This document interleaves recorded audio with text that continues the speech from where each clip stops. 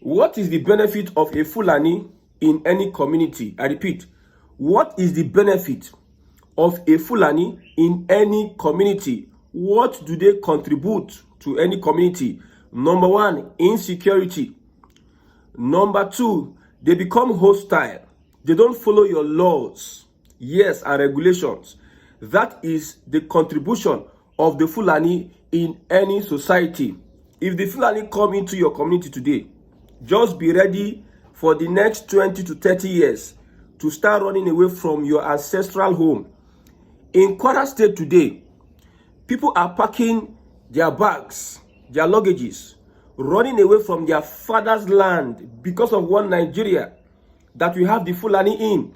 Anywhere the Fulani go, they always cause trouble. Wherever they find themselves, they are the problems. Yet, we all came together and we are voting for a Fulani leader, Fulani president. We are supporting a Fulani man to become Nigeria's president. We knew what we experienced under Buhari. Under Buhari, Miyetti Allah became prime minister.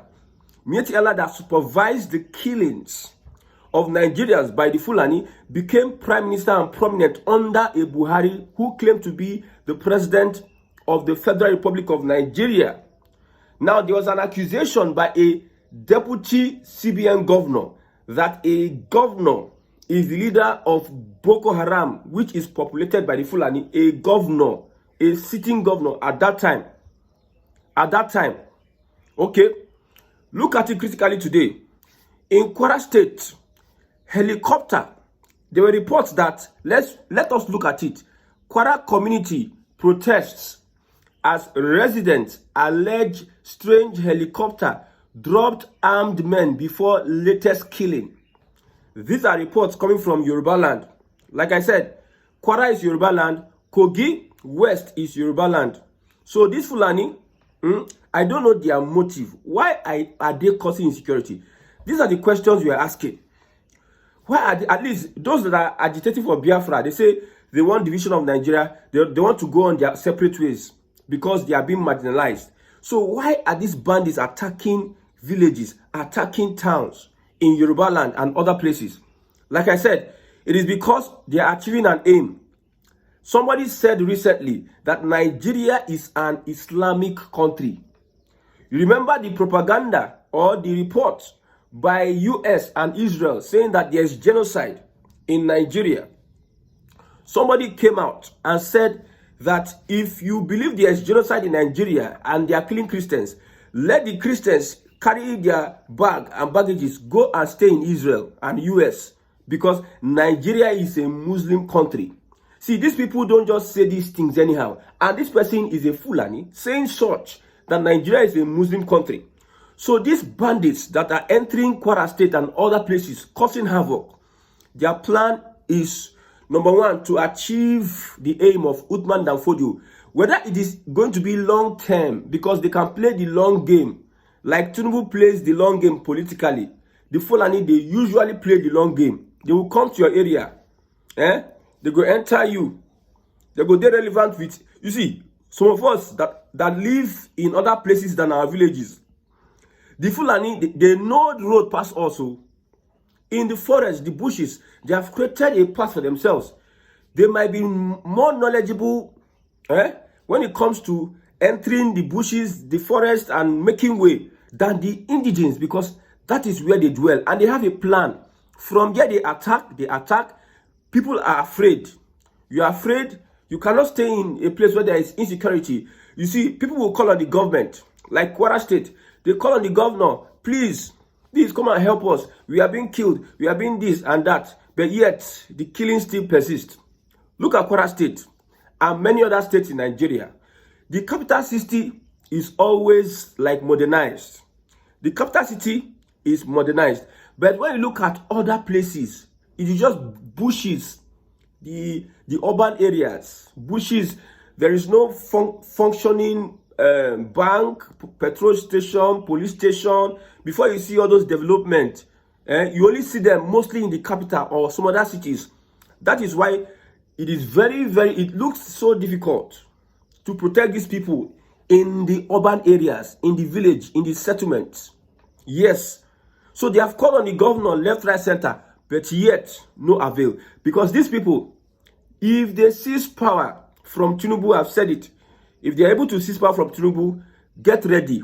It is not big English. Some people will stay in UK and US and be typing big English. It is not big English. It is what these people think about Nigeria. They believe that Nigeria is their father's estate. You, they believe on another thing.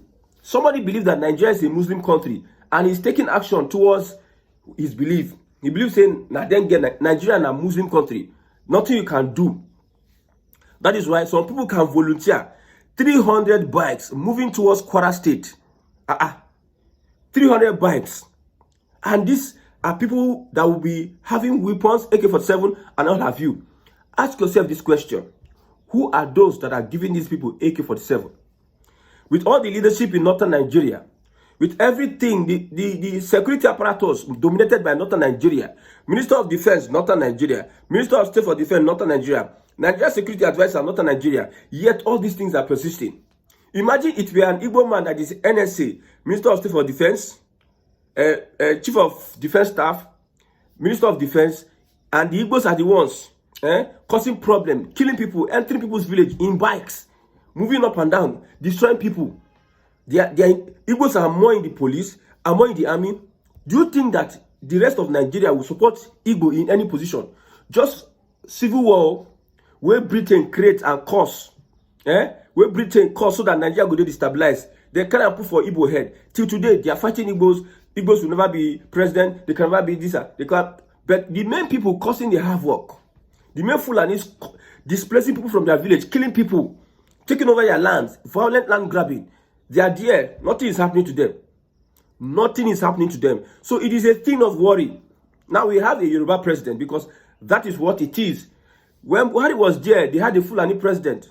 See, from the southeast, we cried and called out the government. Although the Yorubas were keeping quiet, looking at everything. They never knew that, you see, if you refuse to call out this insecurity because it favors you, it will get back to you at one point in time. So this is what is happening in Kwara State. Don't think that it will stop in Kwara. The traditional rulers that have been saying Igbo must go. Now, this is a time to secure your land. Nobody is saying that some people are not trying to take over political power or economic power from the southwest. But this one, people are existential, you know what they call existential threats. Your existence, they are threatening your existence. They come in, they kill you, they kidnap you, they chase you out of your land, they take over your land. They are in government, they are in police, they are everywhere. They have their contacts and connections. They have people sponsoring them because there's no how. 300 people on bikes. Let's look at it. Imagine each of them, they are carrying AK-47. How much is one AK-47? Okay, times 300, they say 300 bikes. Let me read it. 300 bikes. AK-47. How many AK-47? 300 AK-47. How much is one AK-47? Let's say 1.5 million. That is almost 500 million. That movement, 500 million is going. The bullets, the bike itself, a bike is 1.something million or even 2 million now. 2 million times 300 bikes, that is 600 million. There's going to be fuel, there's going to be logistics, there's going to be feeding, and they are moving these things across systematically, batch by batch, trying to position themselves in Kwara because they believe that it is not a Nigeria. You see, a Yoruba group has asked the federal government and Tinubu, we don't want you to put Kwara and Kogi amongst northern Nigeria so that we can know how we can defend ourselves. Because alliance with these people will never ever stop this insecurity. Alliance with these people will never ever stop this insecurity at all. So when you hear of, okay, you know, when the US, when when Israel started pushing reports about Christian genocide, you saw how all these Muslim brothers, our brothers from the northern Nigeria, they started saying, it's a lie, it's a lie. So we're angry. They should arrest the influencers that are pushing this propaganda left, right, center. Let's look at this critically. Are there killings in, are there killings of Christians in Nigeria? Benue State, look at Benue State. Are there killings in Benue State? Look at it critically. How many Christians have been killed over time? The systematic killings, you see, consistently. How many times that these guys politically have pushed for Nigeria to become an Islamic state? Don't we have Sharia in the constitution? Who registered Nigeria in the OIC? The same thing that happened to Turkey. Remember, Turkey was a Christian country. Remember, Iran was a Christian country. Lebanon was a Christian country. Before all these political things that happened, they now became a Muslim country and started pushing extremist ideologies. We knew how Afghanistan was before what it is now. That Islamic people took over. We know the emblem of Islam. Islam must rule the world. That is what they talk. That's what they say. Islam must rule the world. And you're surprised. You're surprised that this is not a calculated genocide. Even though it does not get to the extent of genocide, there's an existential threat against Christians in Nigeria. That is true. If they are blowing it out of proportion, that is another thing. But at least there are killings. There are some people existing to make sure that they wipe out Christianity out of Nigeria. And northern politicians are there looking at them, perpetrating their evil. We have governors, we have stakeholders, we have businessmen, we have professors, we have everybody in northern Nigeria looking at these things happening. Traditional rulers are there. And there are people existing, saying that northern Nigeria must be Islam. Let's not talk of Nigeria. Some people believe that Nigeria is an Islamic country. Look at our currency. You see, I want to bring out the currency. Look at our currency. You see the Arabic sign there. You see what they write there. And they tell you, let me read this. Information reaching us. Anyone traveling on the Kotangora, Benin, Yauri axis should hold off movement. A 300 bike strong bandit group from Zamfara is reportedly close to the area and appears to be moving towards Kwara or New Busa axis. Exercise extreme caution and stay safe. For instance, now you're a person, you hear this tip of information, intelligence information, and you know that these guys are coming to a village close to you. What will you do? What will you do? Sure, you no go run away from your own hometown. Look for where to go that will be safe. Even the police and security agencies, they will be advising you, it is high time, you people, run away, go and stay here, that is what they will tell you. That is what the security agencies will advise you. You cannot be protected in this one Nigeria. I repeat, you cannot be protected in this one Nigeria. When you become a victim, when these people get close to you, that is when you understand the incapacity of this system to protect you from these Fulani bandits and killers. If you go to northern Nigeria today, the Hausa, the Fulani, they are two different people. But recent time, they were saying Hausa, Fulani, but they are distinct. Hausa, they their own, Fulani, their own. When you talk about the good jobs in northern Nigeria, the Fulani dominate. Good positions in northern Nigeria, Fulani dominate. Political space in northern Nigeria, Fulani dominate. Economic space in northern Nigeria, Fulani dominate. Religious space in northern Nigeria, Fulani dominate. Traditional space in northern Nigeria, Fulani dominate. You see Hausas doing menial jobs. Mostly in the most population of Hausas, they are either farmers or doing menial jobs. But when you look at the Fulani, now then they carry the AK-40. Now then be majority. Even though some other people deal with them, now then be majority. Now that is their stock in trade. We know them.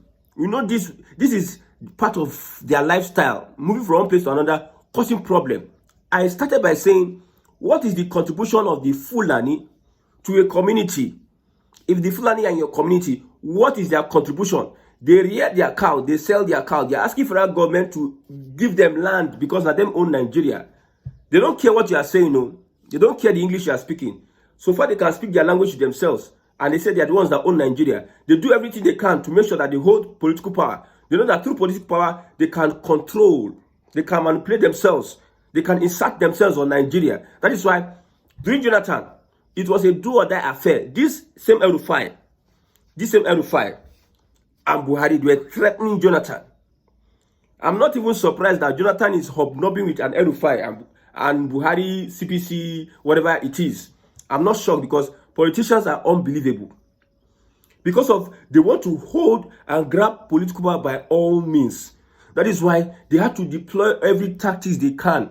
They have to collaborate with anybody that can sabotage Nigeria as much as they can. You see, when they did the bring back your girls, the conspiracy of bring back our girls, because till today we have not seen the conclusion of that allegation and investigation. They kidnapped school children. Till today we have not seen the conclusion of that allegation, that investigation. APC now in the talk say they don't kidnap, APC there for government. This is 10 years. APC cannot tell us where the school children are. To tell you that it is a propaganda. Now the same US and Israel, they use the same propaganda against northern Nigeria. Northern Nigeria Islamic leaders, they are on the run. They are on a high alert because these guys are not, see, the US are not playing no. Israel, they are not playing no. Since Shetima went to the UN to go and say we support Palestine, these guys are not playing. The US do not do it. They don't start a thing and they back down. I repeat, US does not start a thing and it backs down. Since they have started pushing this genocide in Nigeria, the largest black community, now they are pushing, hey, so the same problem that they want to cause for Israel in Gaza to create a Palestinian state, now the same problem they want to cause for Nigeria. If they are able to push the propaganda war, if they are able to push it, stay there. They look yourself. When they start matching their boots in Nigeria, what will you do? When they start matching their boots, when US want to invade Nigeria and they look for an excuse and they invade Nigeria, what are you going to do? That's the question. Are you going to face the United States? Are you going to face the United States? Do you think Britain will stop the United States? Now that United States is having problem with the UN, and maybe all of a sudden US say we are not part of UN again. We leave UN because we are the ones sponsoring UN. And if they decide to play their propaganda, real propaganda in Nigeria, what will you do? So now these Muslims now, they're angry that this is propaganda. But when you were pushing propaganda against Jonathan, they were hailing. You see how the hypocrisy, see, Northern Nigeria hypocrisy, it stinks. Most religious, they are first to quote religious edicts. They will tell you that this is what this one says religiously. We are Hizbah, we have Hizbah, we have Sharia, we are moral. But the hypocrisy stinks to the high heavens. I'm telling you. So as it is now, Yoruba land is under attack. Kwara State is the point of call. Now, if I look at this politically, I can say that this is an attack on the government of Bola Ahmed Tinubu. I can say it is very clear for me to say this is an attack. This in Kwara State. I don't know. Don't we have security that you have 300 strong bandits moving, reportedly moving from what do you call it, Kotangora, Benin towards Kwara or New Buza assets? Why are they moving? Billions of naira have been spent on that movement alone. They will eat, they will do us, billions of naira. That movement, billions of naira is being spent. Who do you think is sponsoring these people? Do you think that they are just there for nothing? Don't you think that some people are really sponsoring the activities of these guys? The uniform they wear, everything they do, they go there, they cause havoc, they kill. The people that will protect them will protect them. I have said it, I will repeat it. The Northern Nigeria led by Fulani or conquered by the Fulani, they have a position. The strikers, they have a football team and everybody have a position. So the defenders are the ones sponsoring their movement. According to reports, it is likely because they use Bitcoin, they use jewelries, they use many other things to finance their movement. And they shield themselves. They have people in government that will shield them. They have people in the army that will shield them. Because Zamfara State governor at a point in time, they arrested a well-known kidnapper and bandit. After then, they didn't see the bandit again. The bandits nowhere to be found. Police arrest bandit. Bandit escape for police. And to today, police know they worried why these things are happening. You see, some of these people in position of leadership, they know that Nigeria is in trouble. They know. They are just managing it. That is why Tinubu will become president and start focusing on his area. He doesn't care what you will do. If you want to kill yourself, kill yourself. They know the real state of Nigeria. So because of one Nigeria, people are running away from their ancestral home. The Yorubas should stop chasing clout of Igbo. You want to take over our land, this and that. Stop chasing that clout. The Igbos are not interested in taking people's lands. This is me saying it. Igbos are interested in going to wherever they get to. They want to become part of those people and also succeed in what they do. If you stop them, it is easier to stop the Igbos than the Fulanis. If the whole Yoruba today come together and say, we are stopping Igbos in our land, it doesn't take them 1 year. They will do so. So the Igbos are not the problem. It is just that some political elements are trying to take advantage of the fact that they want to use that to gain political power, to get into position. So they'll push that agenda, Igbo. They themselves, they don't want Igbo to leave. I'm telling you the truth. If you are a Yoruba Runu or you are pushing the bigotry online, your leaders, you will get to a point in time, they will start preaching one Nigeria to you. Your political leaders, they know that if Nigeria is restructured, they will lose their relevance in Nigeria. The reasons why they are in the position that they find themselves is because of the Nigeria that is together. So the Yoruba Runu that is pushing for a Nigeria that has Yoruba this, Yoruba that, Yoruba relevance and everything, it is not possible because after 8 years of Tinubu, some other person will come and override on you using the force, military, using every political power that they get to ride on you. I'm telling you, that is the reality. So as it stands, because of one Nigeria, Yoruba land is under siege, and we have politicians and governors. They are speaking behind closed doors. They are whispering. They're not putting out a strong statement. Look at what happened in Edo State. Hausas were killed, hunters.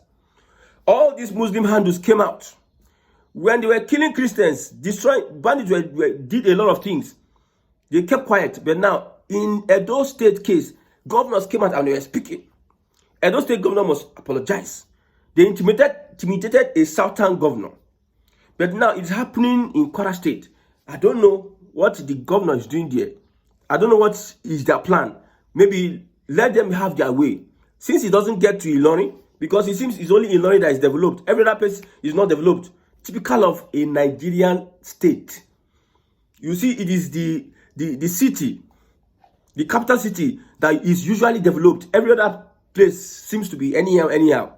Until the Yorubas rise and see that the first thing they need to start doing is to make sure that the influence of Fulani is destroyed in the southwest before it spreads to other southern regions. Then they will be playing. If they focus on the Igbo or whatever, non-Indian, they are just playing. These people will just come and sweep everybody. Everybody will be affected. May God help Nigerians.